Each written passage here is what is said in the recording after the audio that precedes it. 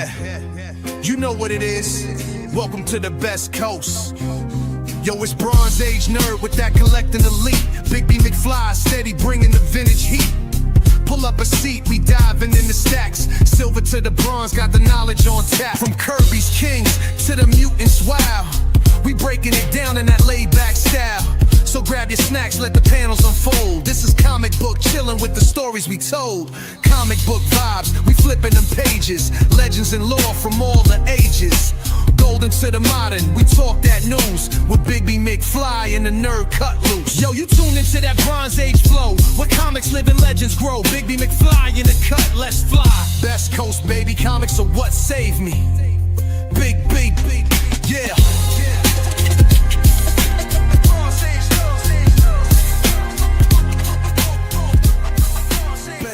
Baby, comics are what saved me. Hey, what's up, everybody? Coming to you live from the West Coast, aka the Best Coast. I'm one of your hosts, Christopher, aka the Bronze Age Nerd, and as always, I am joined by my illustrious co-host, Abraham Lincoln. Honest Abe, in the flesh. 7 years ago. No, Big B McFly, the comic guy. What's up, Big B? How you doing, man? I'm good, brother. It's been an interesting week. Yeah. Yep. Yeah, it's been an interesting week for me as well. And we have an interesting show tonight, too. We are talking about our main topic, we're going to get to a little bit later, is talking about J Scott Campbell, somebody who I think both of us are fans of, right? He's the guy that makes soup, right? Yeah, Campbell soup.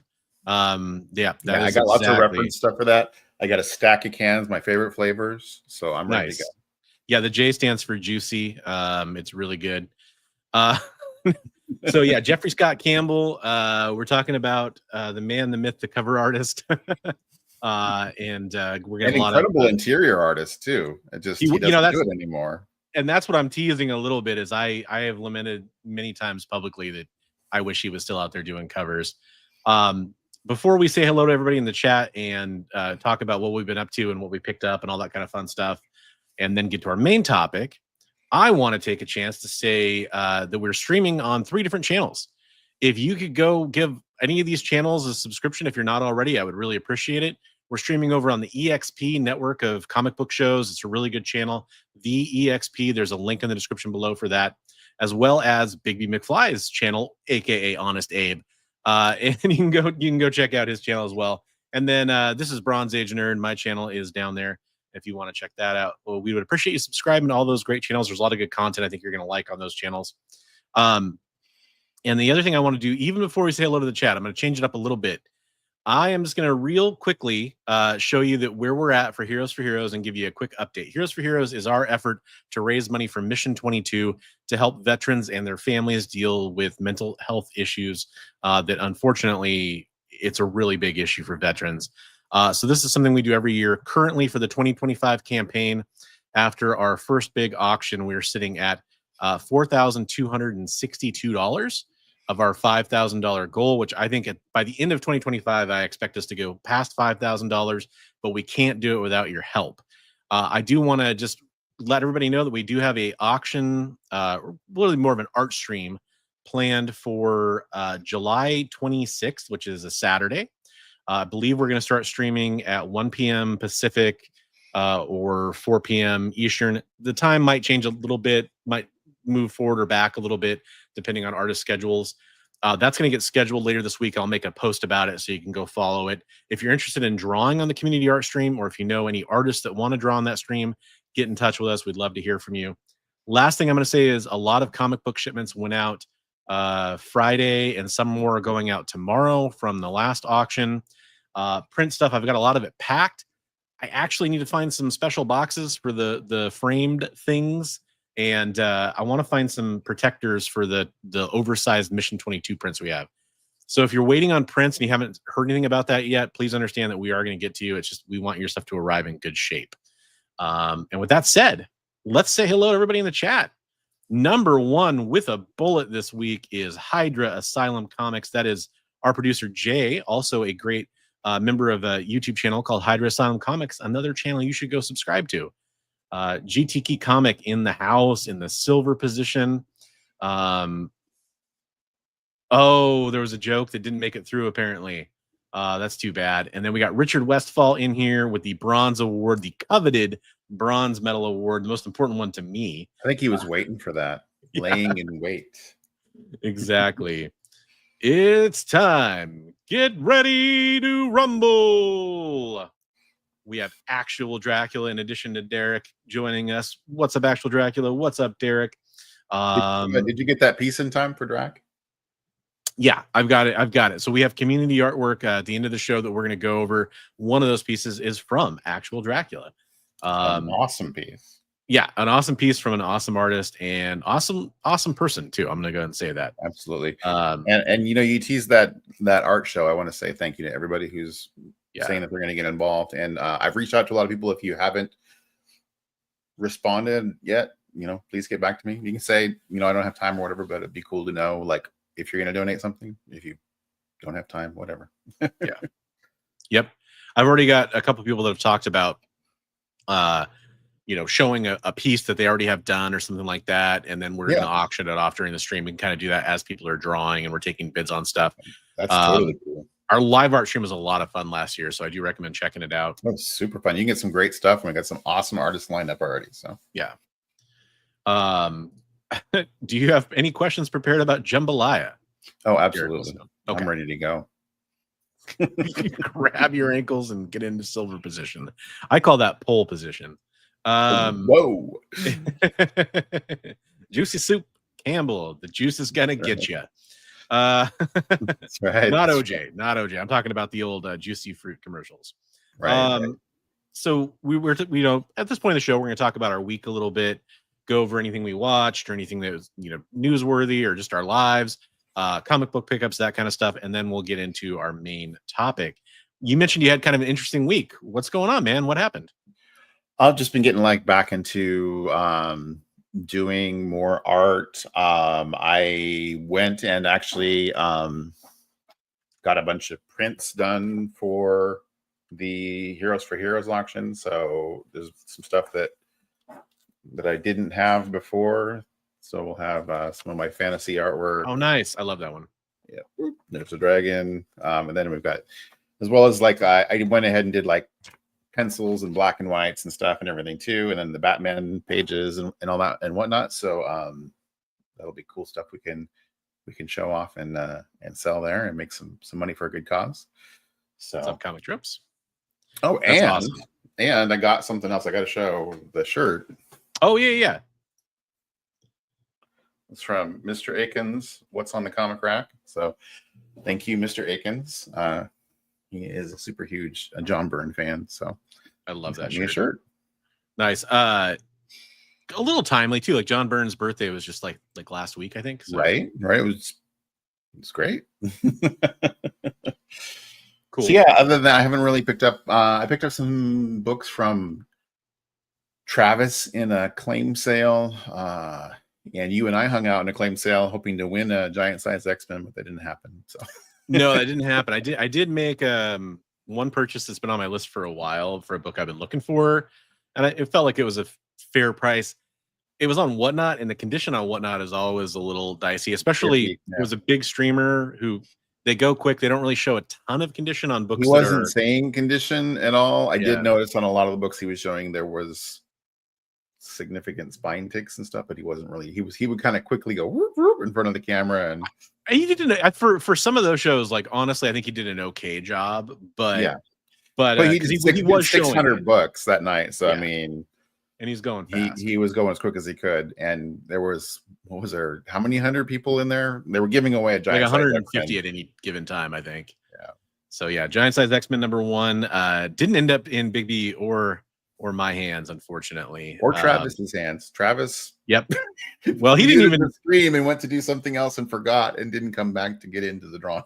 So maybe he would have won, but hey, how about so yeah, you had that go on. Any pickups or anything like that you want to show off, or anything you want to talk about? I haven't really picked up any books. I do have some. I can show some things that are going to be going out to Christina Payne. She picked up some stuff from me, so we'll show those. Ooh, because she's else's pickups. She's a Goofy fan, so yeah. I got a couple of those Disney covers. They're pretty fun. Yeah, so she got pretty much a whole set of the there's your right goofy on. cover, Christina. The Disney covers from me. So I love that first appearance of Havoc one got one. That's just so funny. Yeah, that one's pretty cool. It's I didn't cool, have the I don't have the what if Donald Duck in here. The Donald Duck became Wolverine, but most of the other ones. So some good ones. Yeah. Right So hey, what's up, Christina? So, oh, we got John Stout in the house. What's up, John? And you know what? Speaking of what we watched, we should ask Jay really quickly because we teased it last week. Because he watched something important to him. So, and this is spoiler free, everybody. Don't worry. Right. Yeah, I would never want to spoil this movie for anybody. So, I heard a movie came out this weekend. Yeah, wife and I actually got tickets to the Tuesday showing of Superman, and yeah, Comic Tropes. That was going to be my next. I was going to ask a question about that. Do you think she likes comics? I'm wondering. Sydney Sweeney. Yeah. I mean, it's possible that Sydney Sweeney would like comic books.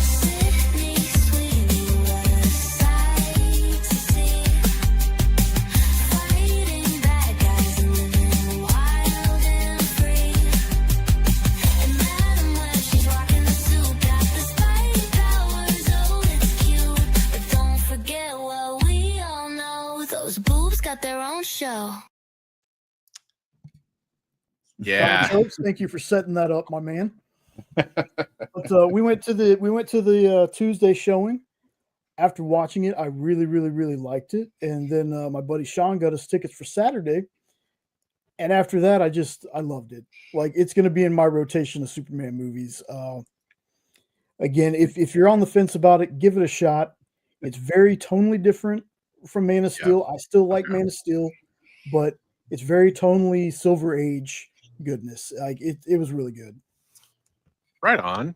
I'm excited to go watch it. I'm trying to figure out a time that everybody can get to see it. Basically, I'm excited for it. It's obviously done gangbusters in terms of box office, and everyone I've seen that I know that it's great. Some of the people that I know that are the biggest like negative Nellies are raving about it. So that speaks volumes to me. I can watch this all day. I love it. Nice. Yeah. I hopefully, gosh, this week, I should say, there's just too many things going on for me to be able to see it until next weekend at least. But maybe then. Awesome. Oh, by the way, shout out to Comic Tropes. I just watched, speaking of things we watched, I'll jump ahead a little bit. This is related to Superman tangentially. He does a great show with Jim Mahfood, and they just did their deep dive on the 80s Supergirl. And it's an awesome, it's not a stream, it's a recorded video, but it's basically them talking in depth about every part of the movie. And they do a whole series of this Trash Bonanza stuff on his Comic Tropes After Dark channel, and I really, really enjoyed that video. That movie is so bananas. It's insane. So shout out to Comic Tropes for that. And very super related if you want to get into the mindset of the super stuff. So yeah. Awesome. So did you pick anything up? So today my wife was supposed to have a doctor's appointment, and we thought we were going to go to this one town to get that done. And we ended up finding out that they just randomly canceled her appointment with barely notifying her, like outside of an app. Oh, no. So she found out today that it was canceled. And so we said, she's off. We can't get seen for her for another couple weeks. So or another week or so. Let's go the completely opposite direction. We went up to Olympia, Washington, and I went to Half Price Books. And I did pick up a few things. I'll just show a few things here that I got. Everything I got was 50 cents. The first few things I'll show is, this is actually my daughter's pickup. So I'm just going to show this because we talk about reading comics every day on my channel. So she picked up some comic books. She picked these out herself. The Bailey School Kids Vampires Don't Wear Polka Dots. Free Comic Book Day comic. She's really getting into comics now. It's fun. And you know, some of these are in rough shape, half price books. They're not bagged and boarded. She got the Pocahontas comic from back in the day, so I think that's pretty cool. Yeah. And then this was, you know, this was the proud papa moment. She thought this was cool, and I'm so proud because, you know, I get the Pocahontas comic, I get the kids, you know, vampire comic, but she picked out Future Foundation 2 because she wanted to read a Fantastic Four comic, and that kind of came out of nowhere for me. And I told her, you know, this is actually, you know, 2's not as good as 1 if we could find that, but it's cool because it's about, you know, their kids mostly, and the I think she'll get into that. But I'm kind of excited because, like, that's reading comics to me. Is like a lot of kids, a lot of people, a lot of us, we start off with random issues in the middle of a run, and we just kind of see if we like it, right? Yeah, we talked about that on our Are We Recommending the Right Things? Like, what books Yeah. you just jumped in head first, right? And you started Yeah, reading. exactly. Just a couple random Avengers issues that were kind of in my area that I'm trying to collect in the early 200s and late 100s. I got a bunch of Kevin Smith Green Arrow Quiver books recently, so I grabbed issue 4. But here's some of the better stuff I grabbed. Man Bat 1. Oh wow, nice. You know, and these were all 50 cents, so that's not bad. And then First Blood Sport, speaking of Superman. There we go. Not a supremely expensive book, but it's nice. Oh, it's a cool book, though. I didn't even look this up. I just grabbed it based on cover. I feel like this might be kind of a Oh yeah, that's yeah, extremely nice, right? yeah. It's a newsie. And Nice. it's a newsstand too. It's not an amazing shape, but it's actually not in bad shape. Like it's not like a 9.8 or anything, but That's from that era that we were talking about during the Heroes for Heroes live stream. Yeah, the low print run era. Yeah. For those that didn't watch that stream, first of all, shame on you. No, I'm just kidding. Big B had a bunch of books from that era that were newsstands. In fact, I think Christina ended up with a bunch of those, right? Yeah, Christina and her friend ended up with a bunch of the Archies. Yep. Got some of the Ken Lashley, J Scott Campbell era Black Panther stuff, including, you know, did you get the Campbell one? Yeah, speaking of Campbell, right? And I literally grabbed that. I already have a copy of it. I grabbed it just for the show because I didn't have to dig for it that way. But I also got the first Shuri as Black Panther. Nice. That's pretty nice. And then one of my favorite little runs in the Green Lantern, Jeff Johns series. That book finds you. That you found that at Frankenstein too. Yep. It's funny. I had this whole series, the Grant Morrison Batman and Robin, and then I sold it when I sold my collection. I bought a comic collection and got like issues like 3 through 20 or something, but 1 and 2 were missing, so I grabbed a copy of 1. And then also with Superman on the Mind, got a little bombshell cover. That's great. I love it. And then this is the book I was actually just talking to Big B about, looking for. These are in terrible shape, really, but hey, whatever. They were 50 cents. 2 copies of Green Lantern 25. Oh, there you go. Which is a nice book. Has a ton of first appearances in it and stuff. And then, yeah, I guess I have one last book. I got a Green Lantern 28, which is kind of a minor key there too, or 28. So yeah. No Joe. I actually looked for Joe, and I could not find a single G.I. Joe issue that I was interested in. There we go. But I think I did pretty good.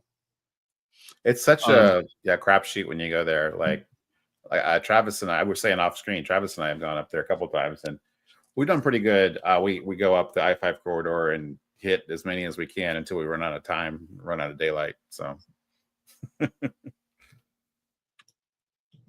no, not the first thing, but it's, you know, you look at the cover, you're like, oh, and then you look, right? The first thing I noticed was that Sydney Sweeney should be playing Betty. I'm not playing the video again. You know, I'm gonna say this very carefully because I have not. First of all, I have not seen Superman. Watch the cord. Sorry. Yeah. Millie Alcock, of course, was cast as Supergirl, but man, Sydney Sweeney would have been a good choice. Do you need to jump off for a second, or? Oh, if you were actually talking, you're muted. Okay, cool. So yeah, got some decent stuff. Oh, thanks, man. Yeah, no GI Joe was around. It was really, it was, it is like Big B was saying, it's a real crapshoot when you go to half price books. And gosh, what else was there that I was like thinking about? It had a lot of John Byrne's Next Men, some other stuff too, but it's at a certain point, it's like I'm not trying to buy a ton more books. Hey, what's up, Comics Limited? How you doing? Saving her for Power Girl. Yeah, you gotta bring her in as the heavy hitter. She's perfect for any role. Her and Roy Thomas. So did you see that Marvel and New York honored Jack Kirby? I did not see that. That sounds really cool. I pulled almost no news or comic book stuff for this week. We were coming back from Olympia. We were out of town and came in. We went to a few other places too, of course, and came in, like, had to make dinner, had to get my kiddo ready. So I didn't even get a chance to watch any of your show, Chris, which I normally try to tune in. So I missed some of the news there. Oh, they renamed a street, Jack Kirby Way, Yancey Street. That is very cool. Oh, that's awesome. I love that. Oh, that's great. I hope they have like a somewhat stereotypical green Yancey Street sign or whatever, like they do in the comics. That is awesome. Oh, it might not have been permanent. That's a good point. Hopefully it was. That's so cool. So while we wait for Big B to be able to hop back in, I guess we'll just get started. Oh, there he is. Hi, Big B. Yeah, somebody borrowed some computer stuff from me, and they're like, the right cord isn't here, and I'm like, I gave you every cord I have. You have all the cords.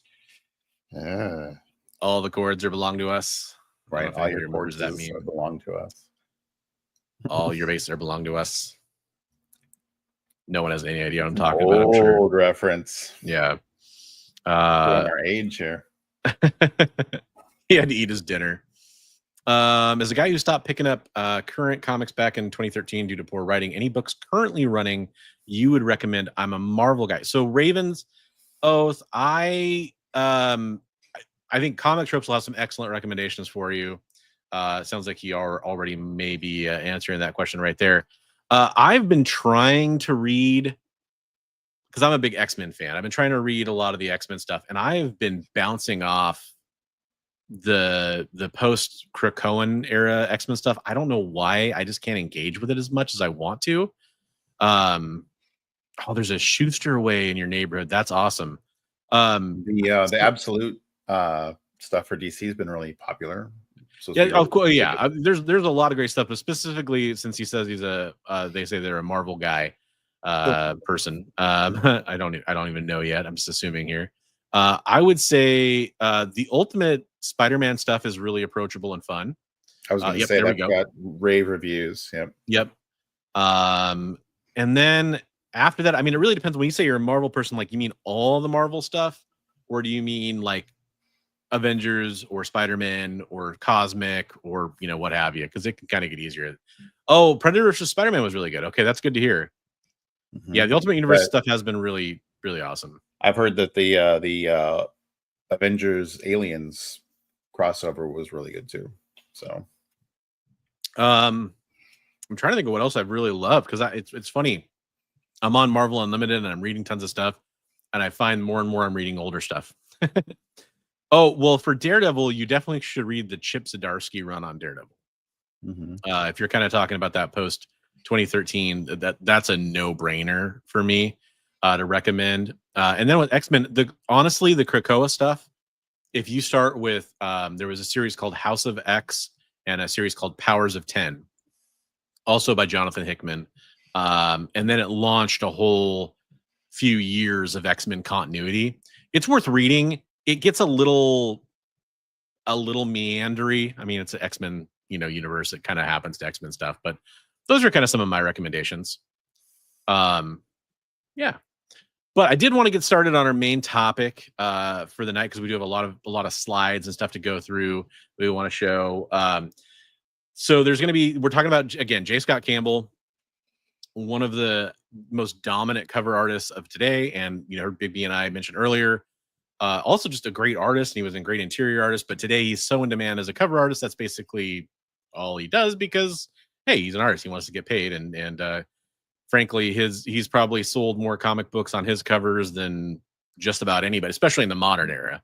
It's kind of the quintessential cover artist. But we have a lot of great covers that we're going to show, but it's not all covers. We're going to show some of his early stuff. We're going to show some black and white pages, just as penciled, and some of them are inked pages, a prelim, some stuff like that. We're going to kind of go over some things like that. So a little bit of something for everybody, I hope. Let me remove the link I was showing earlier and start showing you guys some J Scott Campbell. Or you usually do a little bit of research. Do you know Campbell's background coming into comics? So it's so funny you say that, Big B. Look, straight up, I'm just gonna cop to it. My day was gonna go a lot differently. Right. Originally, I was gonna be at home with my daughter in the morning, and my wife was gonna go to a doctor's appointment, and then maybe we would go with her or something like that. And then I was gonna have like basically all afternoon to do some research and get a slideshow together. And when I got home, all I had time to do was get the slideshow together because I had to get that done. And yeah, so I was just curious because I have an art reference book that I'm going to show later, and a lot of his stuff seems to have been animation based. Like a lot of his skills are based in the animation field in this book. So I thought it was interesting. Okay. I was going to point out this, which is his first published art in anything, and it's kind of funny because as we've seen sometimes with different creators, this is actually in the back of Savage Dragon #3, and this is as you can see here, it says art by Jeffrey Scott. And you got a little Savage Dragon drawing there. Jeffrey Scott Campbell. This is his first time he had his art put in a comic book. It's kind of what got him out there. Dragon miniseries or Savage Dragon full ongoing? That is the mini, I think. It has the pink cover with him like jumping off. I can't remember if that's the mini or the ongoing. Yeah, I'll have to keep an eye out for that one. That's kind of a cool little key. Yeah, it's fun. It's a real fun one. So the first few published works he had, it was as Jeffrey Scott, and then it eventually became J Scott Campbell. So that's just kind of a fun little bit there. I love how he has kind of the, I think Todd McFarlane inspired, I'm guessing, a little scroll there for his signature, which, you see how that developed over time too. And so the next thing he worked on was the Wildstorm swimsuit issue, which is fun. So he did this piece, this 2-page spread here. There's a joke that's too easy to make there about the spread. I was trying to stay away. We got some great characters on here, from the Top Cow stuff here, or the Wildstorm stuff here. But everyone did the scroll in the 90s. That's a good point. Can you name all the characters? Oh God, Velocity, Zealot, Psyblade. I think that's Fahrenheit. Is that her name over there on the side? Is that her name? Blonde. Yeah. Voodoo. That I saw that, so I can't cop to that. And then I forgot the Archer and the cybernetic.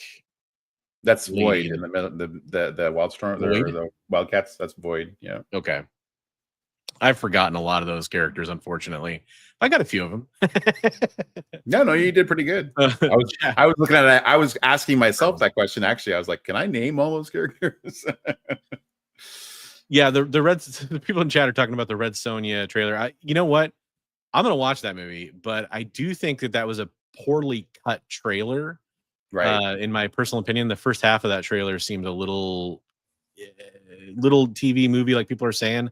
I think it gets better as it goes on, which is maybe a good thing, but I feel like they should have done a little bit more of a dramatic character reveal kind of a thing in the beginning of that trailer. But Yeah. Um, I thought that, like I said, I was like, wow, that's kind of a weak story if that's how they're going from the trailer.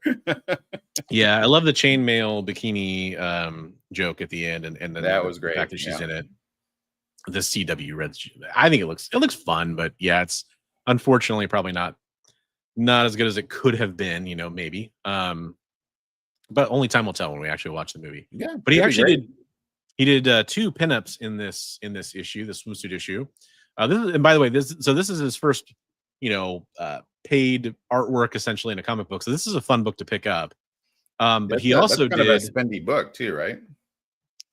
I got a copy of it not that long ago for a decent price, but I don't know if the person knew what it was, maybe. But Right. but this is Cybernary. He did this pinup on the left here That's cool. as well. It's kind of interesting to see some of his early stuff, pinup stuff. That thin waist is something that was always kind of there. Right. Yeah, I don't know who the lady with the bow and arrow is either. That's a great question, Comic Tropes. But you can see here, it's the Cybernary with some green scaly friends and an island-inspired version of her uniform by Jeffrey Scott. You got a little alligator background, like, good background Yeah. for what this is. No one's really going to be looking at it, but it's fun. I got to be honest, I do not know the character of Cybernary at all. But okay, there's Cybernary. She had some great covers on her books. That's all I remember. But that's kind of what the 90s was all about, right? Yeah, right. Especially early Image. I got to be honest, like that just kind of, a lot of it felt like that to me. But man, I remember these swimsuit and like lingerie specials and stuff. There's just some interesting stuff. But the pinups are really fun in them. The lady with the bow and arrow was from the Silvestri book. Okay. What was the name Ripclaw? of it? No, the team book. Jim Lee had Wildcats. Silvestri had Ripclaw came from there. Yeah. That's right. Cyberforce? Yeah. Cyberforce. Yeah. Right? Yeah. That's what it was. Yeah. I was like, I could think of character names, but not the name of the team. Right. And so is Cy Blade too in the back here, right? She's Right. from Yeah. Cyberforce. In fact, weren't all 3 in the back from Cyberforce? Void is from Wildcats. Void's Wildcats. Okay, yeah, Void's Wildcats. And then Velocity. I think Fahrenheit though at the Stormwatch. Yeah, that sounds right. Yeah. Can you name your pinup babes from 90s Image? The teams that they came from, right? So we'll move forward a little bit, and by a little bit, I mean a lot of it. It's not necessarily in chronological order. I wanted to kind of quickly talk about some of J Scott Campbell's most iconic covers. I think it's and I have a section of this slideshow later on that's some more iconic covers of his, but I think perhaps maybe this is his most famous cover. It's really hard to say, but to me, this is the one I think of. Famous or infamous? Perhaps, yeah.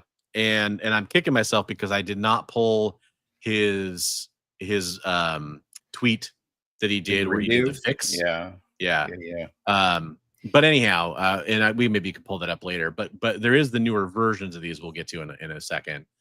So this is ASM 601.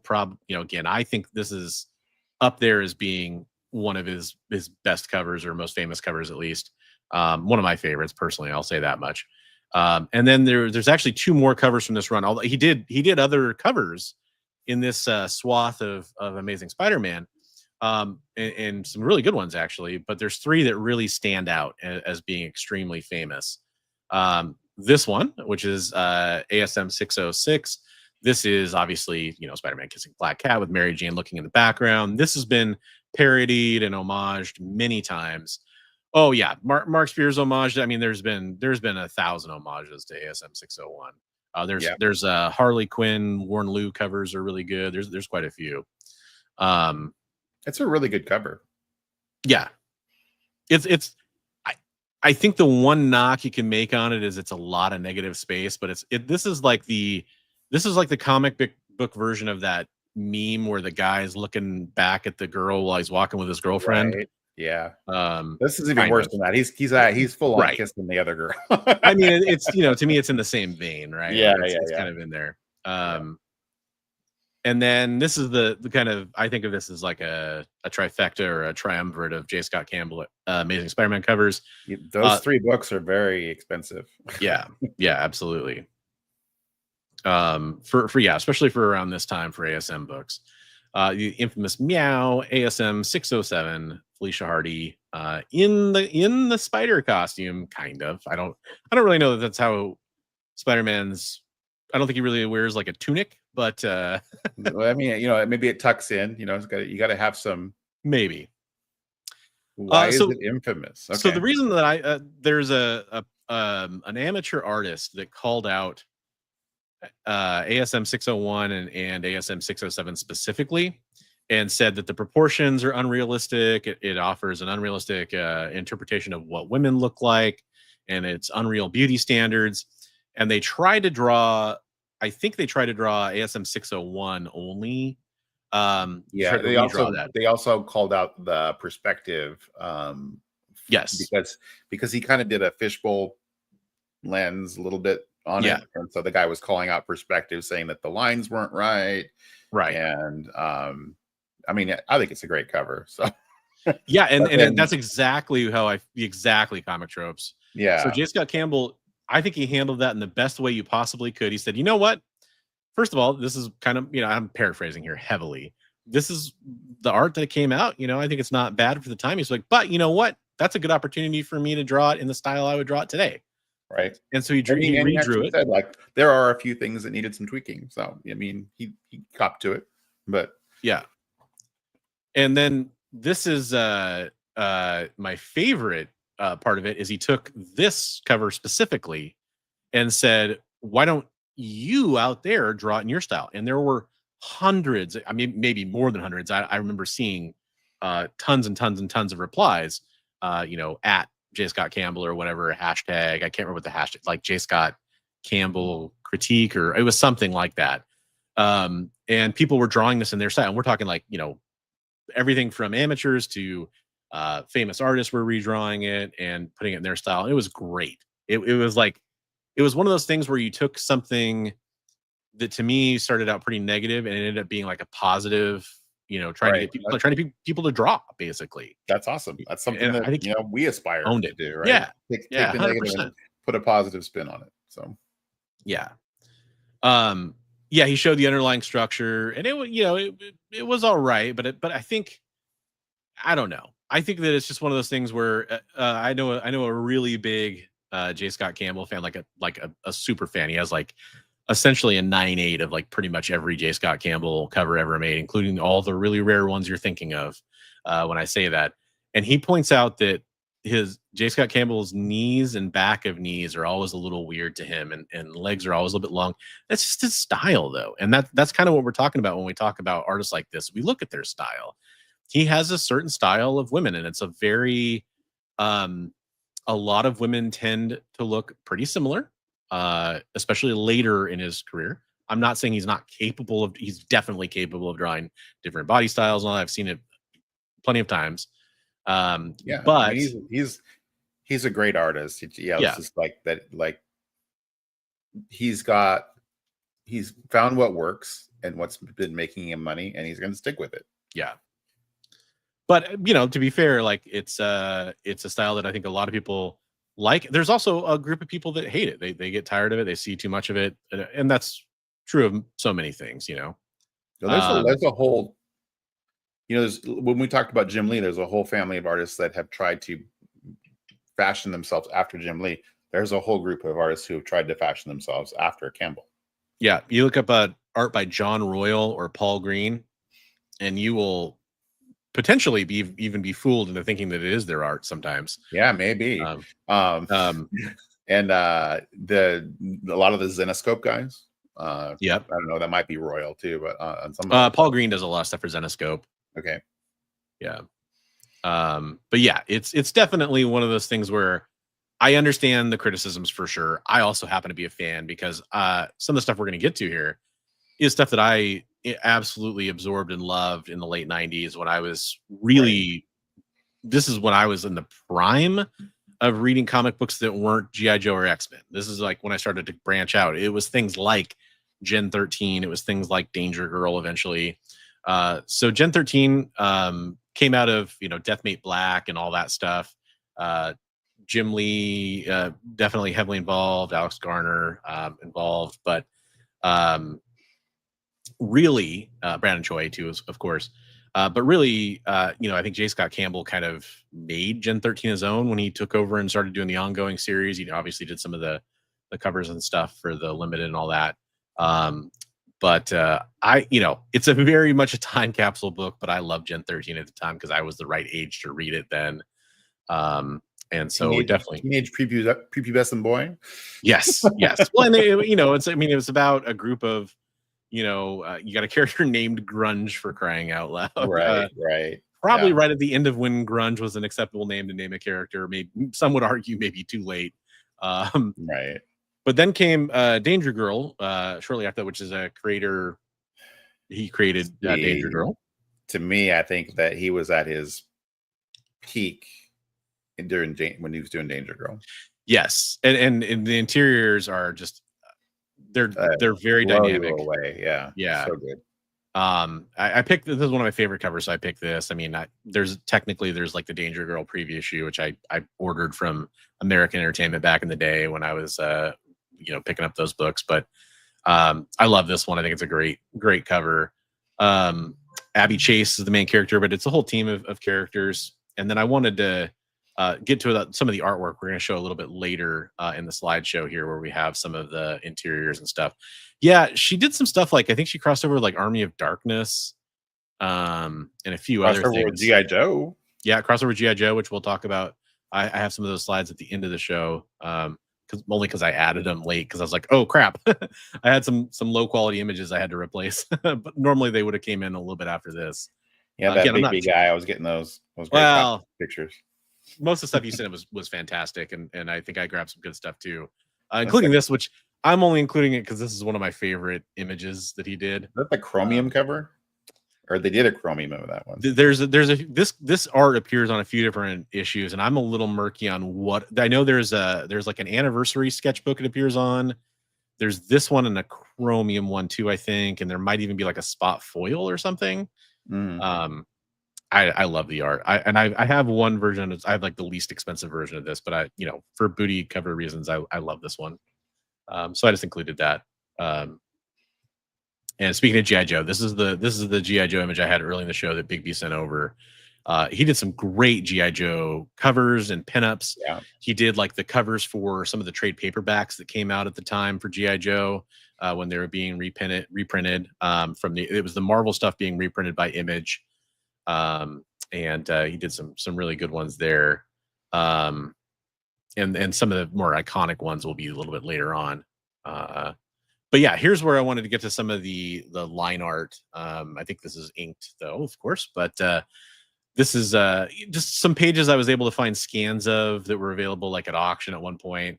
And I could have pulled hundreds of these. I tried to keep it a little more under control because I know they're harder to see sometimes. So I'm just trying to give an idea here of the fact that, first of all, we have to talk about J Scott Campbell doing interiors. We kind of hinted at it a couple times. His interior art, that's what I actually really enjoyed. I cannot deny he's an amazing cover artist, but from Gen 13, from Danger Girl, stuff like that, that's really the big things that he worked on regularly on the interiors. I love his interior stuff just because it's pretty cinematic, which is something that you definitely think about when you're analyzing artwork, and it's also he's great kind of reaction shots here, good use of space. It's just kind of fun. And I think the other thing is people don't think of J Scott Campbell as an interior artist anymore, so it was kind of fun to talk about and show. Yeah, I mean, like I said, to me, the height of his interior stuff is his Danger Girl stuff. But he's a fantastic interior artist, but that doesn't pay the same as doing covers. Yeah. So here's a Danger Girl page, which I'm right because, and there's better Gen 13 pages. There's better Danger Girl pages. I think this is a really fun one though. I think this is from the first full issue, not the preview, I think. issue 1, page 32, because I think the preview is shorter. But there's like this great, it's a little top down, so you get to see a little cleavage or whatever. But I mean, it's also good work on the interior of the car. It's very, you got the panel break here that's very kind of built into the arch of the tunnel that she's going through. It's kind of cool. It's got like this weird slashy kind of dynamic look to it when it cuts into the page. It's very cool. And then this is very like Hollywood, right? Like, I mean, this could be a shot in a movie for sure. Yeah. Very animation. Yeah. He said Hollywoody. I know in something I'm going to show later on, he was getting ready to do Danger Girl video game, and they had a bunch of animation stuff from that too. So that's cool. That's cool. Danger One, good work on the car, very Porsche, it's good. Yeah. No complaints from me. I like it. Yeah. For sure. And then this is kind of me going backwards a little bit. Here's a nice 2-page splash page from Gen 13. Just to kind of show, a lot of detail in here, a lot of the backgrounds. You could argue could have been a little bit more background going on in some of these shots, of course. Again, these are somewhat random pages. I was looking for quality scans more than I was looking for the best pages he did, because I just wanted to be able to show not photos of pages which don't look as good. Fairchild's legs there. Whew, those are long legs for days. And that's the thing is, but drawn compared to Roxy and Rainmaker, she was drawn differently. She was this super and it's a plot point in the story too, that she's Amazonian, if you will. right Maybe her legs shouldn't be quite that long, of course, but I think that's part of the style. I think that was a layout, like, oh, these guys are all supposed to be this tall, and oops, I don't want to reposition the feet, I'll just make the legs real. Lynch was a good character too. Rip ACLs. Lynch reminds me of what's the main character, the guy from Invincible, Stedman. Oh, for sure. Absolutely. Cecil. 100. Well, Cecil reminded me of Lynch when I read Invincible. Yeah. And then also for me, when I read Danger Girl, he kind of reminded me of Banshee a little bit, just as far as how he looks. The sideburns and stuff. A little more lean, of course, but that tends to be how he draws non-super muscular characters like Grunge in most of his stuff too. And that that's again, that picture of Grunge there is great, especially with the boot bottoms and everything. That's really good. Yeah, and that, you do have different layers going on here. There's almost like there's 3 conversations going on here, and it's all kind of in one large panel, and yet there's interest going on the left hand side too. Again, maybe not the best examples to showcase how good his interior work was, but some really good stuff in those books. Check them out. Yeah. And then here's another Gen 13 page I grabbed. Just tried to get some action in here too. I think this is shortly after they got powered up and escaped, or were trying to escape, and they got recaptured. I think it's been a while since I've read it, but a lot more hidden. But he still, still is willing to show some feet too. The 90s, people rip on Rob Liefeld, and I think deservedly so, for the feet thing. But a lot of 90s artists were hiding the feet. Jim Lee was hiding feet at times. All those Image guys. I think I don't mean to lump them all together, but they did that. Hey, what's up, Christina? How you doing? So yeah, fun interiors. And then this is the prelim I was talking about, kind of a breakdown, I guess, of what he's thinking about doing for this Superman Gen 13 issue 2. I love issue 1. It's covered quite a bit with Superman and Fairchild on it. But this is Fairchild and Supergirl. So I just wanted to kind of show a little bit of this, a little bit of the anatomy that he's laying out here. Again, you're talking about characters that are different statures. The other criticism I think that is rightfully made of J Scott Campbell is female faces can tend to get pretty samey, but we've talked about this with other artists we've covered before, and that is something that a lot of artists unfortunately tend to have happen to them.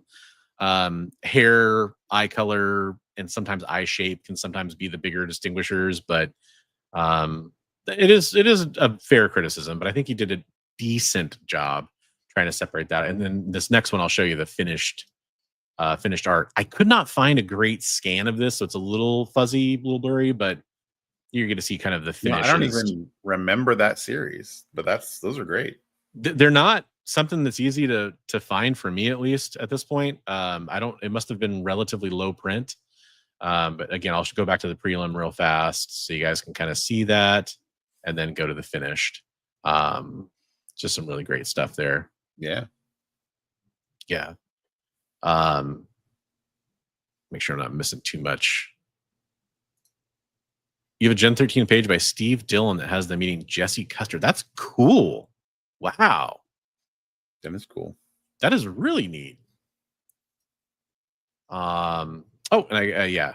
Well, just to show off to me, some of the beginnings of where you're seeing J Scott Campbell and how he turned into such and he doesn't just do pinup covers, of course, but that's what he's probably most famous for. Pinup style, good girl style covers, that kind of stuff. Here's some of where you can see he was never afraid to use some of that style in the interiors to good effect. Hey, it kept me reading. I was in the right demographic. Right. Yeah. So gosh, I'm trying to remember all their names, Comic Tropes. It was there was like what? Sydney, Abby Chase. Yep. Chase. And I'm trying to remember was it Natalia Castle? Here you go, right here. Yeah. And then she ends up becoming the spy that works for the opposite side, right? Natalia. Yep. So my 3D modeling for art. There you go. Yeah, that's the excuse.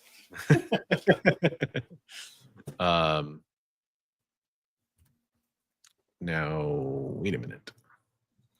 There we go. So yeah, just kind of a little showing off a little bit more of that. And then in their prime, would you pick Joe Mad or Jason? Well, it depends on what for figure drawing. I love Joe Mad too. I'm a big Joe Mad fan. Yeah, I wish that he did more work. I mean, he's really into the video game field, so it's like he doesn't do as much comic stuff anymore at all. So yeah, although he is doing some Age of Apocalypse covers. We talked about that not that long ago. That's tough for me. I would actually argue maybe not in their prime, but maybe before his prime, I might pick Joe Madureira to do like a full issue, because some of his early stuff, like on X-Men or whatever, I think was a little less stylized and a little more visually appealing to me. J Scott Campbell's always been pretty stylized. Joe Madureira became more stylized as he kind of got more comfortable with what he was doing, I think. But yeah, I'm probably leaning Joe Mad. That's tough though, because I one of my thoughts I've had over and over and over again is I wish somebody would just hand J Scott Campbell a grip of money and be like, look, do like a 4-issue miniseries or something like that. Do the interiors, do the covers. Yeah, that's a good point. And then, yeah, Christina brought up a good point too, by the way. There's a lot of great comic YouTube channels out there, and a lot of them are, some of them are in this chat. Some of them watch this show. Some of them are on this show, maybe. I don't know. If you want to go nominate them, the Comic Book Community Awards are going on right now. Christina was nice enough to paste a link into the chat for you to go do some nominations. Hey, Christina's in there too for awards too. So, yep, absolutely. So this is a series that kind of I couldn't even say when this started happening or what his first covers he did like this were, but this is a series of covers he did for X-Men. He kind of did this for a while, where on his site he would have these exclusives, and he would do like 4 or 5 different covers, and he still kind of does this to this day. These came out several years ago though, and they were a little like the X-Men 1. They were kind of like a connecting almost set of covers, very much of a theme. So obviously you got Wolverine and Professor X here. By the way, here's a criticism I'll level. I've never loved J Scott Campbell's Wolverine. Yeah. That's my one. That's the character I'll throw out that I don't love the way he draws. But then you have Rogue and Gambit. Obviously, great pairing there, of course, for a cover. Very, very awesome. Yeah. And one of the more sought after covers. Then you have this. This is a great homage to one of my favorite covers, the Death of the Phoenix cover. You've got Cyclops and Jean Grey here. This was actually a Christmas present to me at one point. Really? That's yep. cool. Yeah, my wife got me this one because she knew I liked these characters. And then you got Psylocke and Archangel here, of course. That's a great cover. Yeah. Yep. And you know, another thing you'll see too, like good color theming, good, you know, color theory, I guess you could call it here. Mm-hmm. Really makes those covers pop. And then yeah, so as much as I may not love his Wolverine normally, this is a pretty fun cover. Also pretty rare, pretty valuable cover. Yeah. You ever see that in a dollar bin? Grab it. Yes. Yes. In fact, I could not find a high quality scan of this one in the time I had. And I did kind of look through some of my usual sources. So this is from like High Bid or something like that, I think is the scan. But man, just such a fun cover. Maybe not like astonishing to people, but now it's a very sought after one. That's what a few of these next ones are. This goes right along with it. It's kind of Deadpool is ringing in the bling, as he says at the top of the cover here. The last one was a Wolverine Volume 4 Issue 1 variant. This is Siege number 3, J Scott Campbell variant, obviously. Very, very sought after books. If you ever see those, grab them, especially that Wolverine one. Yeah. And then this is another really rare one that's out there that's sought after big time and high grade. The Black Hat one cover he did there. Yeah, that's pretty cool. Yeah, I can't believe at one point this sold for like $15 on his site. I think 9/8 of this go for like $2,000 now. Oh my goodness. Yeah, it's pretty good one to go out there and find.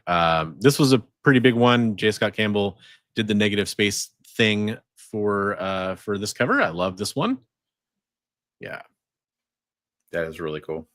And you know, it's a pretty good character. Yeah, one of our favorites. And then just a few. These aren't necessarily the most sought after ones, but you know, desirable covers. He did a lot of Black Cat for a while. He was kind of heavily associated with that character, as he has been for quite a few characters. There's a version of this. I know Bigby pulled this Yelena cover. There's a version of this too that's from I think the previous issue or the next issue. I can't remember, where it's Natasha in a very like the same pose basically. See, now his feet on that one bother me. I get it. The toes look like they're broken, especially on the left. Don't look like toes. Yep. But hey, they are there. And I mean, you know, I get it, but yeah. Yeah, he got into this weird, like, at least there's some fabric detail too. That's good. Yeah, no, that part's great. It's just the feet. He did that on that Psylocke cover where she's walking away. Also, I'm like, people's toes don't work like that. Yep. Agreed. The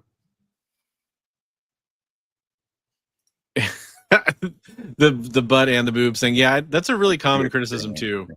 Then again, like, I don't know. I've seen enough people do it in real life now to where it bothers me less. Now that Instagram has, at least for me, become a pretty extreme experience, just scrolling through it sometimes. That's a cool. I've never seen that one. Yeah, it's a really good one too. He had a bunch of great Black Cat covers. I think this is it's maybe not insanely, you know, detailed with the background or anything like that, because it's just the kind of coloration, but I love the posing there. It would have worked really well as a like a horizontal cover as well too, maybe. Another really famous Psylocke cover I just wanted to throw in here.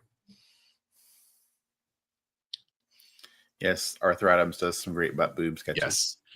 we definitely will get to that comic tropes. It's kind of, one to get through some of the Definitely star that. yeah. Yeah, that War of the Realms one is great. I love that one. Yeah, good hella cover. Again, just more Black Hat. I feel like for a good 5 years or so, he was just so associated with Black Cat. Yeah.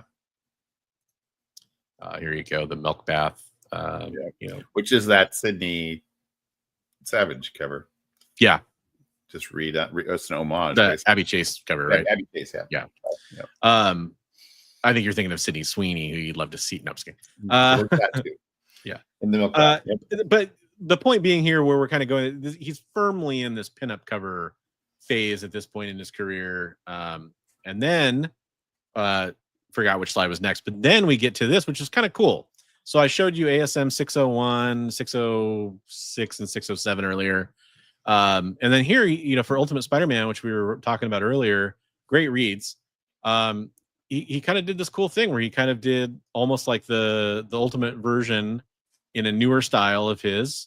It's a little more, I guess you could say, a little more realistic composition.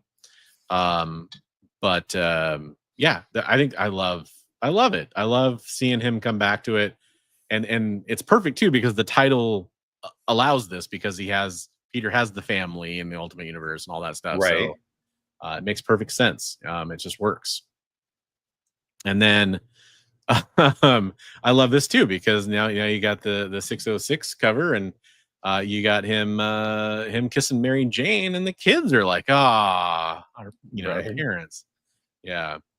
And then it's just a really fun twist on that. And then finally, and I think this is good.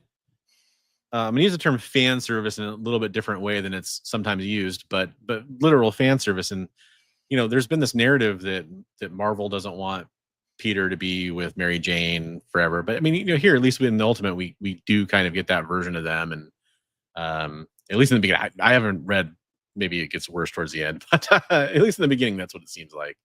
Yeah, I think I kind of feel like these are, I mean, they're still sexy, but they're more wholesome than because you got the family aspect or the relationship aspect. So and again, just comparing the anatomy here, like I feel like maybe he was extremely conscious of that because of that stuff that came out a few years ago, but really seems more proportionate to me than at least than the originals. But yeah. He did a whole series, kind of like the X-Men covers he did a few years ago that I showed a minute ago. He did a whole series of these where there's like a Magneto cover, and there's a Banshee cover. There's a few really good ones. I like that. But I grabbed this background. That's really cool. Yeah, Storm and Iceman. I think this is just a really solid one. It looks like it should have been part of that other series almost. Hey, what's up, Awesome Sauce? Hey. Yeah, I know what you're talking about, comic tropes, with that low angle one. That's in the 400s. I think it's an way earlier issue. I think it's in the 500s, but yeah, is it in the 500s? Okay, I could be wrong, but okay. So here's the Psylocke one that came out recently. This is the one you're talking about with her feet, right? Yeah, look at her feet. let's get the Liefeld zoom going here. What the heck's going on there? Yep, it's weird. I mean, there's no doubt about that. 492. There we go. It was 492. Okay, yeah, it's close to 500 at least. In my defense, but we were both right. Yeah. You were right. Can you pull it up and measure Spidey? Yeah, I need to get like a guy in the chair or whatever. And then we're getting like some of his very modern stuff here, and we're gonna kind of go a little quicker here. This is some stuff that came out from Marvel Rivals a few months ago, or is maybe even still coming out. I kind of lost track. But obviously Marvel Rivals is very famous right now. I will say though, this is kind of one that, Big B pulled this one, all the Rivals ones you're about to look at.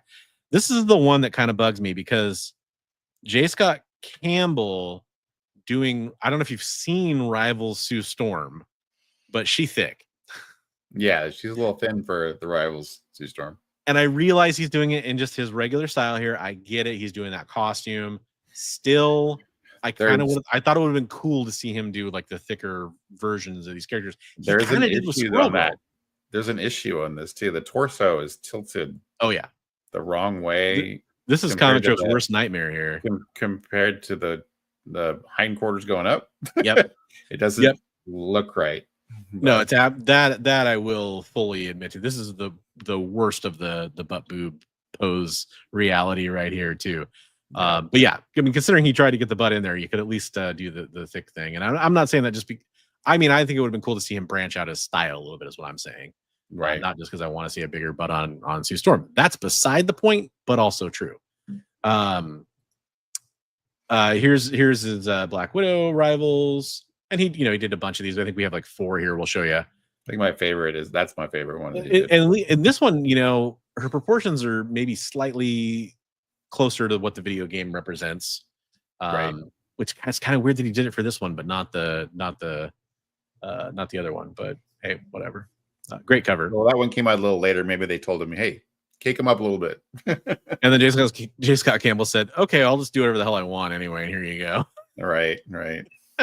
That's my guess. I have a feeling there's not many notes given to J Scott Campbell by Marvel. Right. Maybe. I don't know. Yeah, pretty cool magic one here.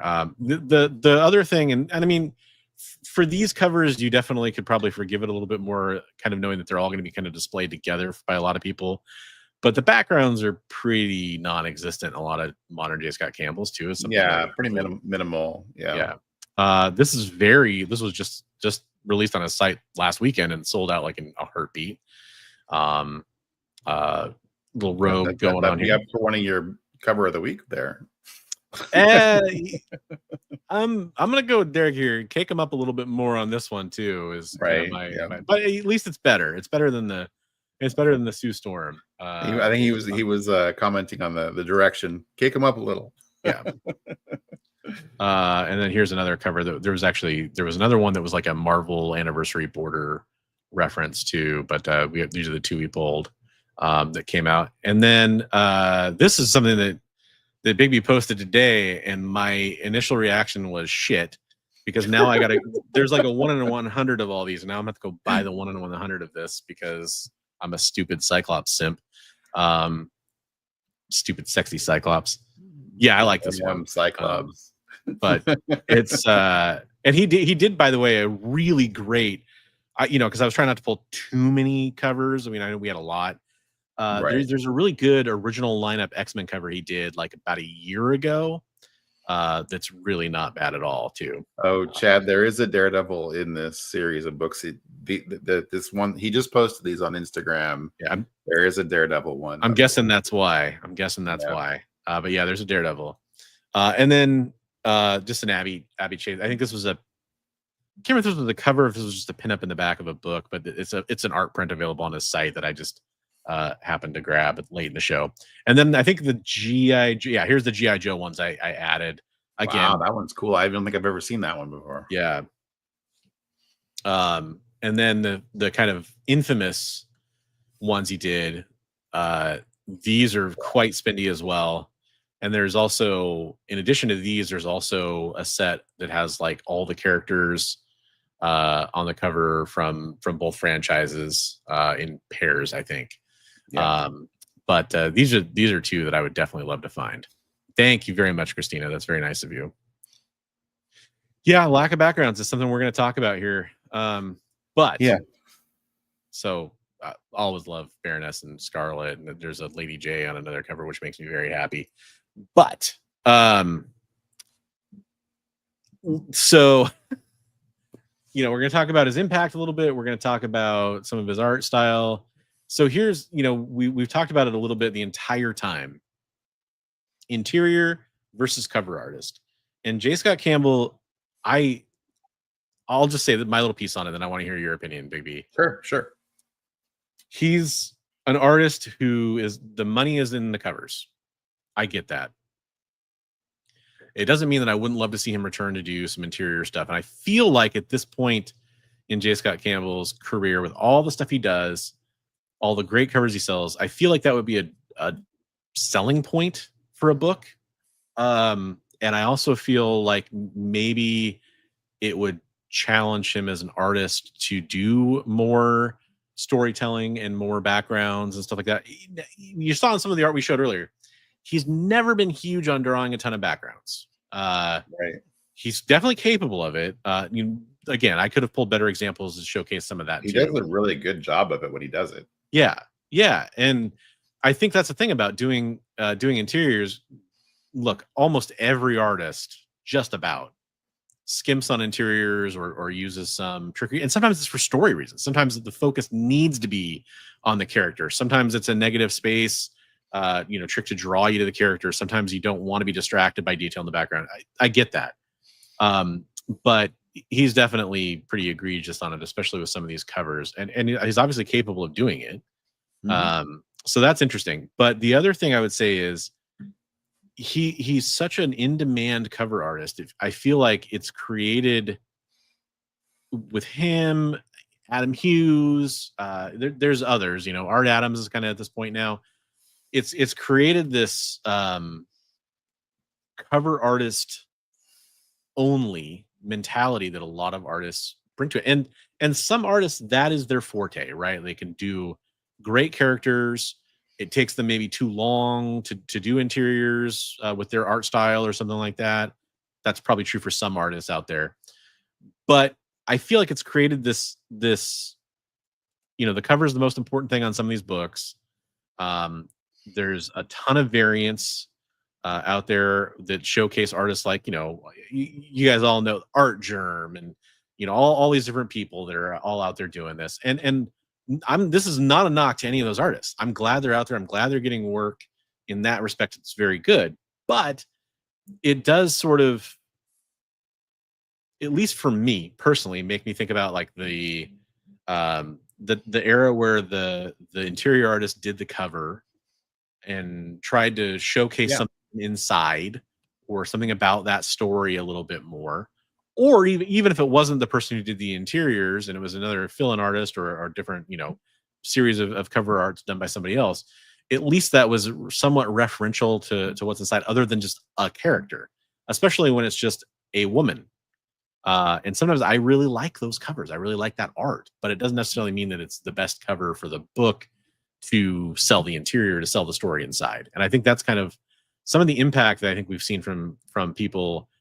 And I can't lay it squarely at J Scott Campbell's feet by any stretch of the imagination. His weirdly bent feet at that, as Bigby might point out. But I do think it's only in a couple covers. Only in a couple. Yeah. It is definitely one of those things where it's something that's changed, and I'm not sure it's really truly for the better for comics. Or even sometimes sad that he's not doing it. That he's not doing interiors. Yeah. But the last thing I was gonna say is even for collectors, I think sometimes it's bad because there's people. So that Rogue Savage Land stuff we showed, you could buy that whole set for like $105 unsigned or like $150 signed. And there are people out there that they want to buy every set of J Scott Campbell. When you're spending $150 on a set of a few covers for one book, that's gonna I think that's gonna have an effect on those collectors in terms of like, well, granted they are spending money on comics and that's great, but would they have instead bought a few trade paperbacks of something they're going to read, as opposed to 3 copies of the same issue that have different covers? And I get like, people can buy whatever they want, like that's also fine. No judgment there. I think he's go ahead. The last point that I'm leading into with that is that then you have like he's done the Cyclops cover we showed, where there's that it's what is the name that they put on those? It's like the J Scott Campbell collection or something like the Campbell collection. Yep. The Campbell collection. Thank you. And it's kind of like when Alex Ross did all the Marvel covers or whatever, the timeless variants. There are people out there then go try to collect that whole set of covers, and it's insane. It's just when you think about the money that goes into that, all the different covers you'd have to collect. And there's people that go out there and do it, and then they end up with this collection of covers, which if there was one book that came out with all those covers in it, maybe that would be just as satisfying. And again, people want to do that, that's fine. No problem with that. I just wonder about if is that really the best thing for collectors in the comic book industry in the long run. Okay, that's my piece on it. Baby, I'm curious to hear your opinion. That's kind of a general theme that we've been talking about for a while is all the variants and whether it's good for the collectors in the community in the long run, and like wanting to get all your favorite artists covers and everything. But I think he's a victim of his own success. He's gotten known really for doing the female form, and so he's kind of gotten pigeonholed into doing that over and over again. I'm really surprised when we see a cover where he has two dudes on the cover, that Wolverine and Professor Xavier cover. You know, I'm like, usually if there's going to be a guy, there's going to be a girl too. Yeah. So it's kind of unusual. Like the Cyclops cover, I was surprised that it was just Cyclops, you know. But you know, it's sad that he doesn't do interiors. I think he's really talented individual in doing that. I actually have a art reference book that I wanted to show to people. If you guys want to draw like that kind of stuff, there's some really good art reference in one of these books. But I couldn't believe neither one of us pulled this cover. It's definitely one of my favorites. Yeah. I was like, wait a minute, we didn't pull that cover. But ultimately, I mean, it's weird. It's one of my favorites, but ultimately, it's kind of simple, really. I mean, yeah. It is. This is a really good book if you want to draw or get down some of the basics for drawing the way Campbell does. It's got some great, like, you know, character design stuff in it, sketch work. Nice. But what I found really super helpful, I mean, here's just, you know, the bad guys. But what I found helpful in my art is there's a couple pages in here.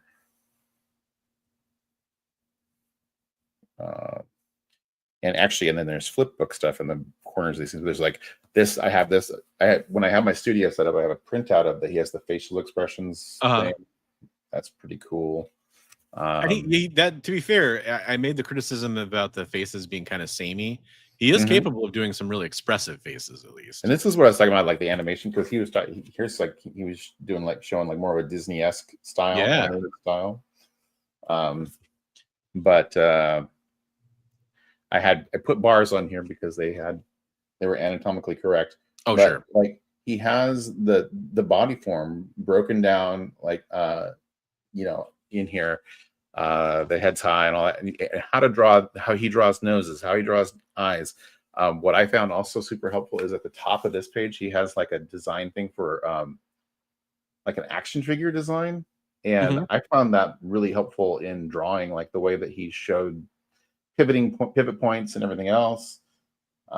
Just really cool that way. Have a good night, Awesome Sauce.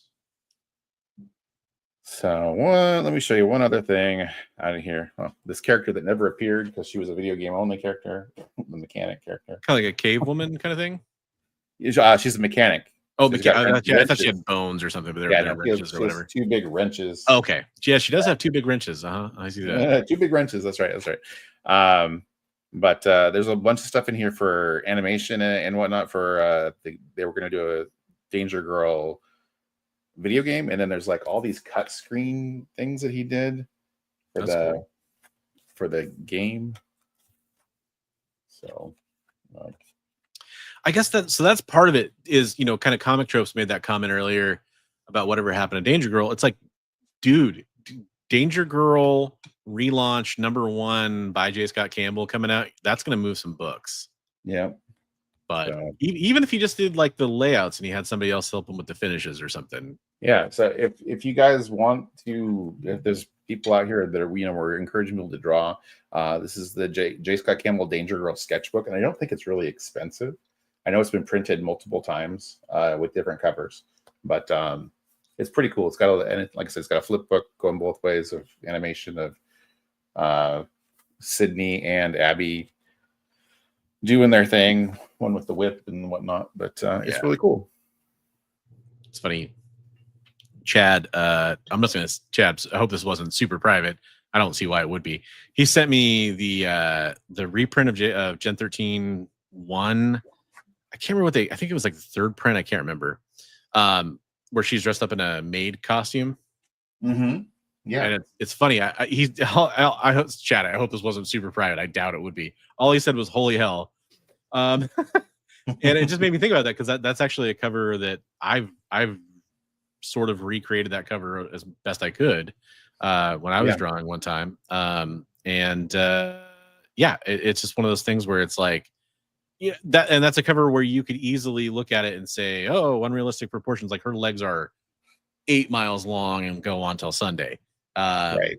But it's a great cover in my opinion. It's one of those ones where when I got back into comics, I made sure to go grab a copy of it, because it's like, hey, that's something I wanted. Right. That's a great sketchbook. And yeah, I think that it's funny.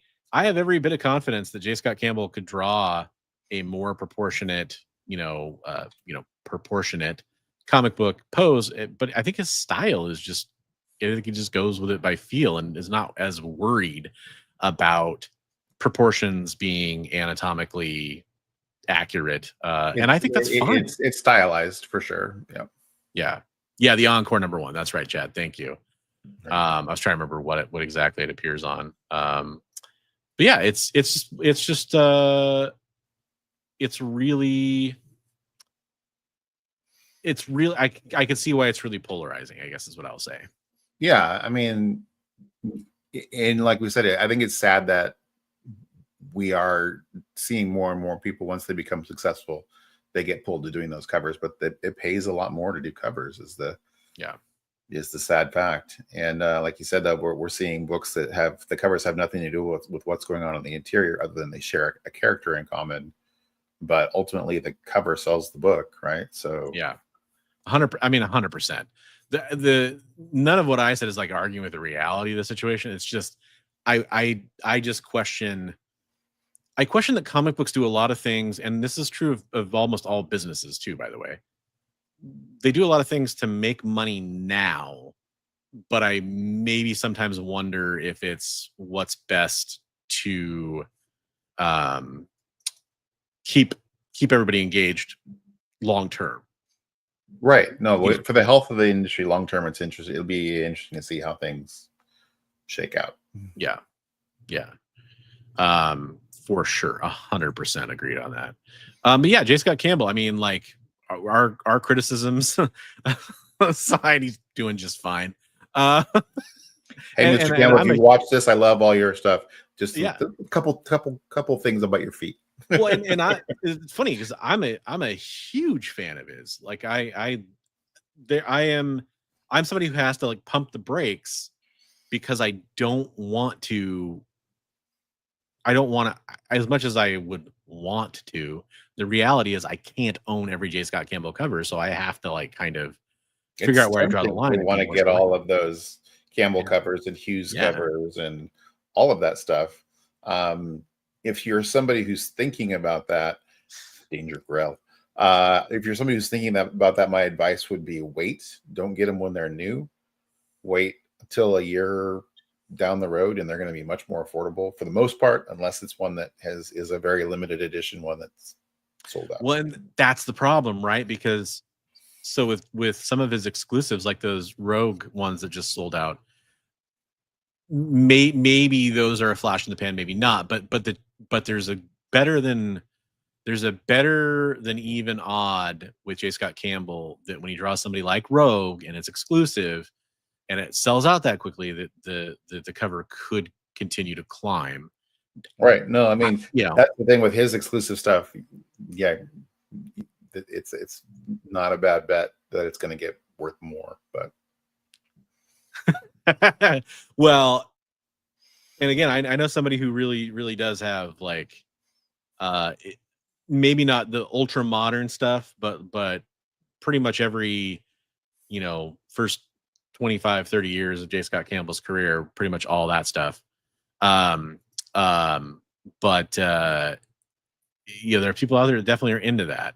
And it's something that I try to caution people in believe me, I speak from experience in some of these ways. You got to be careful. Like if you don't picture what your comic book collection will look like in a few years, if you keep collecting the way that you do, if you do that, sometimes you might find like, oh, actually 3 years from now, it'd be fun to, have this run that I never collected, or to not have as many boxes around, or to, people have different, and that's all fine. That's all personal perspective.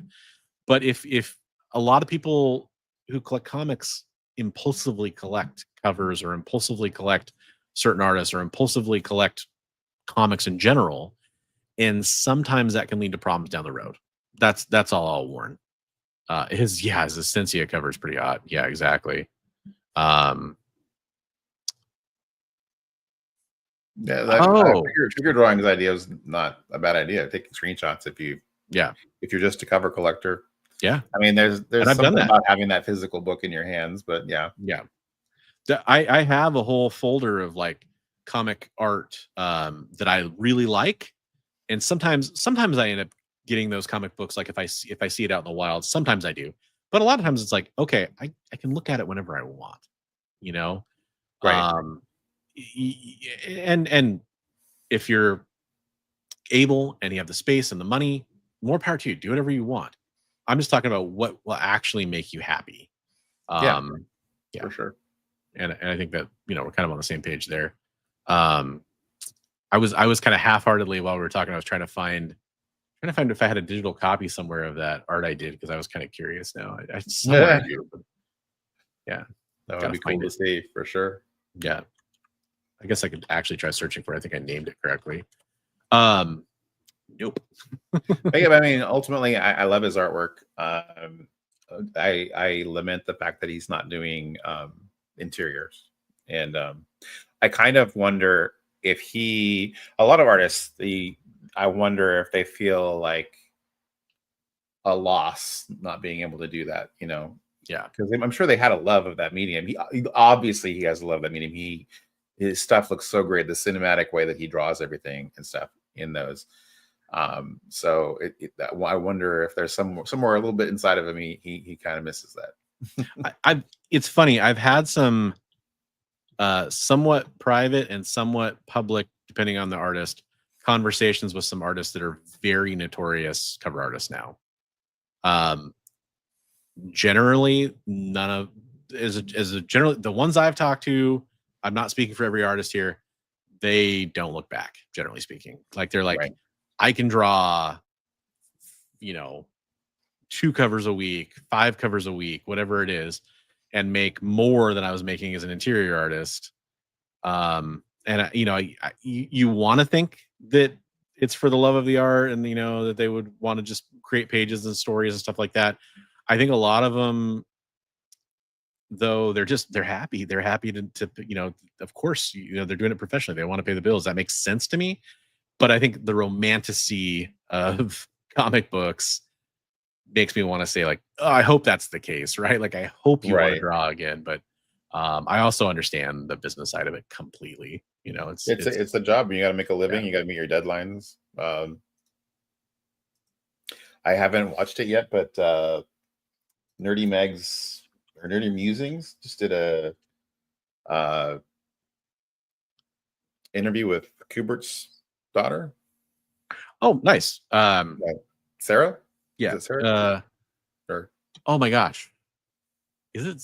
Forget her name. I would just blank. Emma Kubert. Yeah. He just said, and I've seen a snippet where she's like, "This is a job." She's like, just hitting your deadlines and moving on to the next thing is a big part of it. Yeah. And it makes perfect sense to me. Like, again, I think there's also an argument to make comics would be better for it. If maybe the artists were paid a little bit more for interiors or something like that, to the point where they could attract that talent. I mean, it's funny because I think of occasionally, an Alex Ross or whatever will do some interiors. Now, he obviously did a lot in the past. Occasionally, not a lot, but he did a fair amount. I'm trying. There's some other artists that have kind of gone back and done covers or done interiors recently. And I have a lot of respect when that first started happening. Like, I mean, I think it kind of even almost probably goes back to the golden age. We have guys that did just covers. Yeah. But I mean, like Neil Adams became pretty prolific at doing almost all covers at one point. Yeah. So it's just like, I wonder how far back that goes. Just like, where did it become this thing where there's these guys that made their living on doing covers? I mean, you saw it a lot with DC back in the Bronze Age and Silver.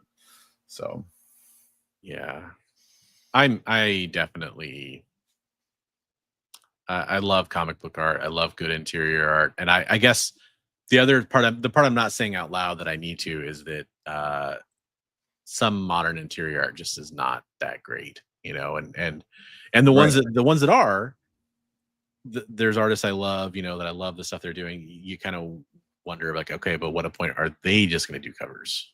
Right. At some point, You know? they're going to get so well known or so popular that they're going to move on to just doing covers. Yeah.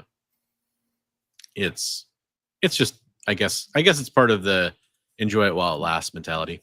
I mean, there's also like the transverse, right? We've seen artists that do mainly covers that move on to where they start doing interiors, like Peach Momoko and stuff, right? So True. Although she was such an established artist in her own right before she did comics, I feel like that, you know, that kind of maybe made more sense that she might want to try to use her art for storytelling more. yeah, no, I was thinking like it does happen the other way around. It does. That's I was actually in my head struggling to come up with an example, and then you said that, I was like, oh yeah, that's a great example of that. Yeah, that's fantastic, and I think it's a good thing for comics too. Yeah. Speaking of health for comics and that kind of stuff. Chad, that's a good point. I think all artists can do covers and interiors, but not on a deadline. Well, yeah, not on a deadline. And there's some some artists that I wonder, they could do interiors, but the interiors might just be a bunch of figures and with nothing else in there, basically. Right. You know, and I don't want to come across as like I'm knocking that. That's good for what it is. Definitely. I'm not putting down that kind of art either, but Right. Yeah. I mean, makes you like all the more appreciative of the guys like George Perez and stuff like that, who could do that amazing artwork and still hit all the deadlines and stuff. Yep. Yeah. I mean, it's just funny how that works. It's something that there's so many greats from back in the day that were doing it, and they did it for years. The first one that I can remember that couldn't really hit his deadlines, that I would wait and buy his book no matter what, and we were all lament the fact that he couldn't do a monthly book, was Arthur Adams. Yeah, like it was like, oh my gosh, they wouldn't put out a series by him unless he had it finished, you know. Yeah. I mean, so we would get the annual every year for X-Men or the New Mutant special or whatever, but it was never, we weren't seeing a monthly book from him. Yeah. Right. That's Chad. When I mentioned Alex Ross earlier, that's kind of what I was thinking of. It's like, man, all that Earth X. Well, wait, he didn't do some of the art inside Earth X, I guess, but Earth X he just did the covers for. Yeah. But like the Marvels and all that. Yeah, it's and Can You Come, of course. He did do that Fantastic Four series recently, or yeah, was it a book? Right. That's what I was. That's when I said he does it. He still kind of does it. That's the one I was thinking of. But he didn't do paint. He tried to. He wanted to show it as more of he could do pencils and stuff. So yeah, it's crazy. Hey, should we show some community artwork? We should show some community artwork. I think we should show some community artwork. Well, we're speaking about art. We're talking about great artists. We just talked about the amazing J Scott Campbell. I want to take this moment, and I'm sure Big B does as well, of course, to highlight some of our amazing community artists that we have that submit artwork to us. If you want to be one of the people that submits artwork to us, get in contact with us and submit artwork to us. It's really not hard. We're going to show it. And we're going to talk about it, and we're going to give you guys a platform to have your art shown up, because we love it when you draw. Case in point, somebody who draws. So you said he draws because of some of the stuff that we were doing, right? Absolutely, yeah. He was inspired to start drawing because we talk about pick up a pen and paper and start drawing. And so here we have Steve Driscoll sending this awesome Robin piece.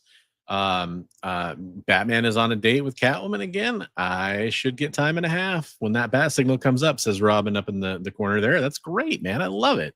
yeah. I wonder if it looks like we're at the pier. I wonder if Robin's gonna either just got done jumping a shark, or if he's about to go jump a shark. Maybe got his repellent with him. yeah. It's great, man. Good job, Steve. I love it. Yeah, Steve. I mean, like I would say, and send the art. Steve sends me 3 or 4 pieces of artwork every day. It's awesome. Yeah, Lucio Perillo mentioned in the chat. There's another really great name. We've got Roscoe, Geek Out with Roscoe, amazing member of the community out there as well. Doing. Hi, is this the character from Looney Tunes? It is. It's it's Tweety from that episode where he gets turned into a monster. Right. Okay, good. I was like, this in the back of my head, I can recognize this, but I couldn't quite pull what cartoon it was from. I love Roscoe does a lot of great stuff. He loves classic animation and humor animation and stuff, and he does an awesome job every time. Great on the yellow blank there too for Tweety. That's awesome. Yeah, love it. Shout out to Roscoe. This is Rich Stankey. Wow. Yeah, I didn't get a message about any, because he's an artist, you know, he does work out there, and it was just at Heroes Con doing some art out there, and he sent this one because we hadn't shown a piece for him for a hot minute. So here we have some amazing Rich Stankey art. He does a great job. I love it. Beautiful. I love it. Yeah. What the see-through, that was great. Yeah, it is a little see-through. I'm thinking it probably will get through, but no, I mean it's blurred enough. I just was like, I just love the effect that he got on there. It's really cool. There's a little detail if you zoom in, or at least peeking in there. I get it, but yeah. Another great artist that regularly submits to us that we love seeing the art from is Norin Rad, aka Rad Art and Comics, doing an amazing Weapon X here. And a lot of these guys are on Instagram and they do commissions. So I think a lot of the stuff we've been seeing from Norin is commission stuff. So I'm trying to tell. Did he go over the trade dress on something? This is the back cover, I believe. Is it the back cover? Okay, because I saw that there's the barcode there, and I was like, yeah, I think it's the back cover. Okay, that's so cool. I wonder what the front was. That's awesome. I'll have to go check out his profile and see if I can. He's got some great stuff he's been doing. He's working with Bleecker on his book that he's doing too, right. So bunch of covers. Was it Murder Face? Murder. No, my goodness, I can't think of the name of it. I wish I could pull it. I'm so sorry, guys. If either of you end up watching, leave a comment. Remind us again what account they can go follow for you. Sorry, I just having a blank. If you look up Bleecker Street Comics on Instagram, that you'll find it. Yeah. Papa Irwin is in the chat earlier. Not sure if he's still watching, but Irwin killed it on this Wonder Woman piece. This is awesome. Super cool. I love it. Yeah. I love the effect here of like the arms as they're getting hit, like it's kind of like they're vibrating or shaking a little bit. Yeah, I love the hair. The hair is really good. Hair's really good. Yeah, and just great musculature. Nailed it. Good stuff. Fantastic. Eric, SideQuest Comics, doing a little Dazzler, and to me, I guarantee it's not this, but the first thing I thought of when I saw this was Stranger Things. I don't know why. Like, I could see that. That's cool. Yeah, rocking out the headphones. Yeah, he's been doing some really great piece. Really like Eric's art. Zoom in a little bit here. I know I'm kind of cutting off some of the edges of the art, but it's a cool concept. You know, listen to music. The powers are in effect. You got the music notes coming out. Right. Love it. Really, really cool. Got Dominic Gomez. Yeah. Do you know anything about this piece? Because this is a cover for I think he might have done this one professionally. He told me it was a cover that he did for hire. So okay, cool. Yeah. So congrats if he's getting some pro work. really cool. I love that cover. It's neat. But go check him out, Dom Gomez on Instagram. You can see all of his stuff, and another great artist. Very cool. This is I think this was starts with an L. Lincoln. Abraham Lincoln. That's right. Yeah, Abraham Lincoln. We showed this one, the pencils, last week. So yeah. Did you color this one? I colored that one with colored pencil. I'm not real happy with it yet. That's probably pretty close to finished, but so what I did is I scanned it and up the contrast, kind of digitally inked it, cleaned it up a little bit, and then had somebody took it to a print shop to have it printed out so I could color it. And I was like, I want like a toothy, grainy paper, and the guy, he's like, oh no, this is going to be the best for the medium you're using it. The paper he gave me wasn't great, so didn't really grab the colored pencil very well. Gotcha. It looks cool. No thanks. It was kind of neat to see it colored after seeing like the pencils for a while on it. That was cool. Yeah. I think it's come out pretty cool, and I'm excited to see Comics Limited is going to ink that and then watercolor paint it too, and then also Elliot Wright is going to ink this piece as well. So it'll be interesting to see different takes on it. Yeah. And this was for was this for Collecto 6 or was this for this is for Steven for Collecto 6. Yep. Okay. Yep. Nice. Good job, man. Oh, thank you so much. We have one more piece. This is from Actual Dracula, who was in the chat earlier as well. So good. It's Scarecrow. Awesome. Love it. Yeah, I got just that pen and ink right there. That is that texture. Oh man, it's such a good job with the texturing and cross hatching and everything for the pen and ink. Amazing. Good job, Drac. Totally. This is like a professional level commission that you can get from an artist if you were like, Capullo, draw me a Scarecrow. Zoom in on that. Zoom in on that ink work. That is just amazing. That's like, jeez. Yeah, so good. Really, really good. Yeah. Good job, man. That is so fantastic, man. Continue to be impressed by that man. Absolutely. Very good job. Hey, thanks to all of our community artists for submitting artwork. It's honestly one of the highlights of my week is getting to go over some of that stuff as it comes through.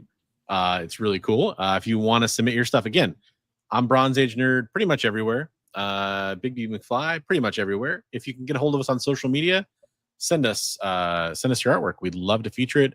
I don't care how old it was. I don't care, whatever. We're more than happy to show it. For sure. If we haven't shown it here before, send it to us. We'll show it. Yeah. Let's see. I think that's pretty much it for me. You got anything you need to go over? No, do we have any news for this week? Or are we just gonna?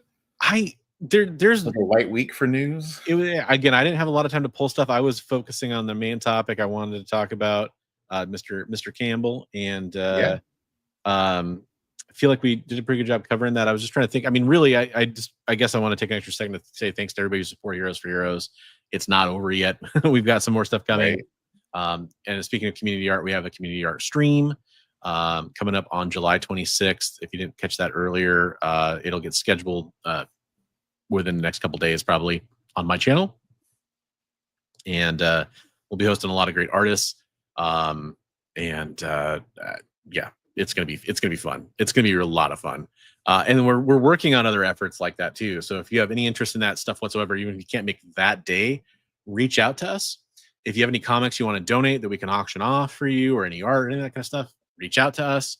So we're going to be doing the art stream, and we're also going to be doing an additional auction stream, right? Of prints and art, or comics and art and everything else too. So. Yeah, we at least, I want to get the shipping completely done. I know Comics Limited so that you had some shipping done. We had some other payments rolling for shipping for stuff we had invoiced.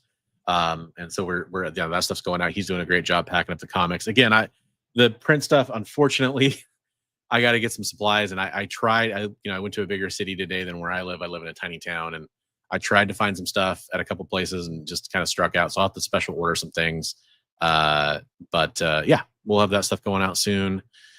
If you have any, you know, I'll tell you this much. Might be a little too early to talk about it or whatever. Sorry, Sean, if it is, but I have a viewer who's going to throw a barbecue down in Texas, and I'll if I find out more details, I'll put it out there. He's going to throw a barbecue because he said, like, I don't, you know, I sold my collection. I don't really have comics to donate, but he makes good barbecue food. He's going to do a cookout, and he's going to take the money from that and donate to Heroes for Heroes. Oh, that's cool. Yeah, That's lots really of cool stuff like that. So if there's anything out there, you know, ask your employers, ask companies that might be interested in helping out veterans in A lot your of area. companies will donate to causes, especially if it's one for veterans. Yeah. So if you do want to do that, you have the contact information for that, so people can reach out to you, right? 100%. You know, if you guys are curious about any of that stuff, a good email address. It's all one word. It's thebronzeagenerd@gmail.com. That is an easy way to reach out to me. It's attached to my channel on YouTube too. You can find it like on the contact page or whatever. But yeah, it's a good way to reach out if you have any questions about that. We can get you in touch directly with Mission 22 to make sure that the correct paperwork is filled out, all that stuff for your company, so they get the tax credit. Which, hey, that's a legit part of it, right? Right. So we're fine with that. We all of it helps For sure. So yeah, stay tuned for information about that. Stay tuned for next week when we'll be back with another topic, another show. Yeah, in the meantime, you know, keep buying J Scott Campbell variants, I guess, right? Yeah, there's that. Oh, you know what we should say? We should ask Jay if he has anything he wants to promote. Yeah, absolutely. Jay, you got anything coming up, Hydra Asylum or EXP related that we need to hear about? Well, as always, stay tuned all week for EXP shows. I don't know what we're going to be doing on the Hydra Hangout this Saturday, mainly because we did our spoiler review of Superman this past Saturday, so I got to figure out what I'm doing this weekend. But yeah, just stay tuned to the experience. And I know that Christina put the link in the chat earlier for the CBC award, or the CB. Is it CBC? Awards? Yes. Make sure you go. There is a lot of people that I follow that are on that list, including the two gentlemen on your screen right there. I mean, we even got nominated, which is really cool. So yeah. I wonder if he could have nominated you. another really important point about that for people that don't understand how that works. It's not just being nominated, it's the number of people that nominate you that can get you to become a finalist. So that's even right. That's right. I actually would point this out to them. They'll do posts and they'll say, oh, these channels are nominated. And I hope that people understand that that doesn't mean that they're in. They need more nominations to get to the next stage of the right. Because they do the finalists then. Yeah, yes. So the total number of nominations gets you to becoming a finalist. So yeah. And I know that sometimes that's not totally clear. So yeah, go nominate Hydra Asylum, go nominate the EXP, or any shows that you know. I'm not telling you who to vote for. Go vote for whoever you want. But those are some great channels. If you enjoy it, nominate it. Yeah, exactly. Like Comics Limited says here, buy him from me. He's another channel on YouTube right there. That's right. That's right. I think he's got nominated for best shorts or something. Yeah. So any other plugs you need to let us know about, Jay? Well, make sure you tune in tomorrow for Minute to Skim It at 7 Eastern, 6 Central. Then we have Welcome to Wonderland Comics with Rich Davis. That comes on directly after at 8 Eastern, 7 Central. And then Henry's taking the night off at his usual spot of 10 Eastern, 9 Central. But it's going to be me and Kyle doing the second shift lunch comic book sales. So be sure to check that out. Cool. And for those wondering, those are all over on the EXP comic streaming network. I've talked about that a bunch, and you've heard Baby talk about it too. So there's a link in the description for that. It's a YouTube channel called the EXP, but they also stream on Facebook and on Twitch and Instagram Live and all that kind of stuff. Lots of great content over there. Hopefully, a lot of you have made it over there or are watching there now.